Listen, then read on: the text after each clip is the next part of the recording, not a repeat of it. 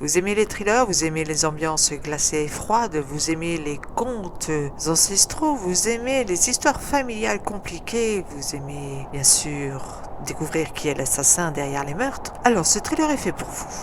Aujourd'hui, nous parlons d'une saison pour les ombres de R.J. et Laurie. Autour d'un livre, critiques qui font rêver, portraits d'écrivains, des histoires à partager. Jack Devereaux est un enquêteur incendie au Québec, dans la ville de Montréal. C'est un homme taiseux, tourmenté par un passé trouble fait de traumatismes non résolus, qui remonte à l'enfance quand il habitait la ville de Jasperville. Jasperville, c'est une ville froide glacée où le soleil peut ne pas apparaître 6 mois durant et où la principale industrie est celle de Canada Iron, une entreprise œuvrant dans l'extraction du minerai de fer.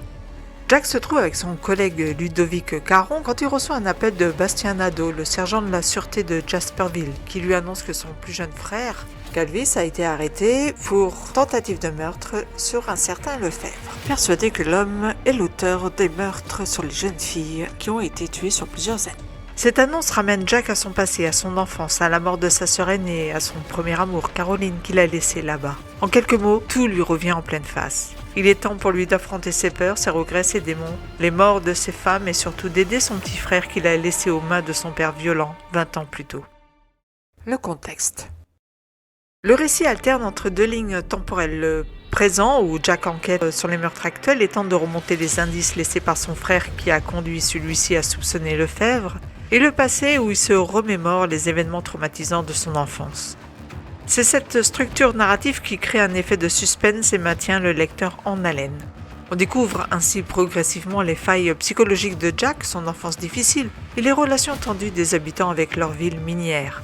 Jack va tenter alors de résoudre les crimes en essayant de comprendre le lien entre les disparitions d'alors et les nouveaux meurtres. Mais rien ne va être facile, car le départ de Jack a laissé des traces, notamment chez Caroline, son premier amour, qui ne lui a rien pardonné du tout, et qui ne compte pas lui pardonner plus aujourd'hui. Tout au long du récit, R.J. et Laurie nous plongent donc dans une atmosphère pesante marquée par le climat glacial de la ville et ses paysages enneigés, mais aussi par l'état d'âme de Jack et les sombres secrets de sa famille. Un grand-père qui a fui l'Angleterre pour escroquerie, un père froid et parfois violent, une sœur qui se suicidera après le meurtre de sa petite amie Thérèse, et la folie qui s'est emparée de nos jours de son frère, qui pense que Lefebvre est possédé par un Wendigo, un monstre puissant animé du désir de tuer et de manger ses victimes. Au fur et à mesure que Jack progresse dans son enquête, il va être confronté à des révélations troublantes et tragiques. Des liens commencent à émerger entre les femmes assassinées, la corruption locale et des secrets bien gardés, remontant à des décennies, accentuant le côté malédiction immuable des habitants de Jasperville. Cependant, l'enquête avance lentement, car chaque pas vers la vérité ramène Jack vers son propre passé. Les confrontations avec les habitants de la ville, dont certains semblent savoir plus qu'ils ne veulent l'admettre, apportent une touche supplémentaire de tension. Les points forts du roman. R.J. et Laurie est un faiseur d'histoire et sait admirablement planter le décor. Il nous plonge complètement dans cette ambiance glacée et oppressante de la ville de Jasperville qui renforce tout au long du roman l'impression de danger et de drame, mais il prend aussi le temps de camper l'histoire familiale de la famille Devereaux. On explore les pensées sombres et l'esprit intérieur de Jack comme si nous étions le personnage. Finalement, le thriller est presque mis au second plan derrière l'histoire familiale qui est vraiment prenante. R.J. et Laurie distillent à cette fin les indices avec beaucoup de parcimonie, ce qui amène chaque fois à de nouvelles interrogations et à osciller entre de possibles assassins.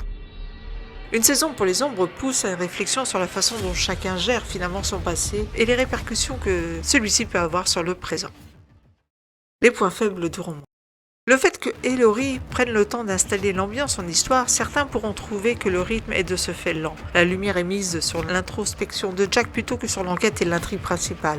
Certains passages peuvent également donner l'impression que la ville Jasperville est plus vivante elle-même que certains de ses habitants. L'ambiance du livre est pesante et pourra même se montrer déprimante pour certains. Le dénouement, bien que très fort, n'est pas surprenant pour autant, car si vous êtes comme moi habitué au thriller, vous aurez déjà une idée sur l'un des potentiels assassins. Conclusion. Une saison pour les ombres est un thriller psychologique vraiment intense qui se concentre autant sur les émotions et les traumatismes de ce personnage que sur l'intrigue criminelle.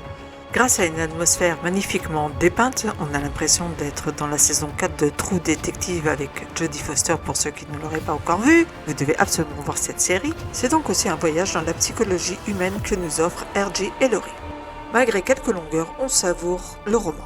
Vous l'aurez compris, j'ai adoré ce roman, tout ce qui traite de la généalogie familiale de la famille Devereux, mais également la psychologie des personnages, mais aussi l'origine des meurtres.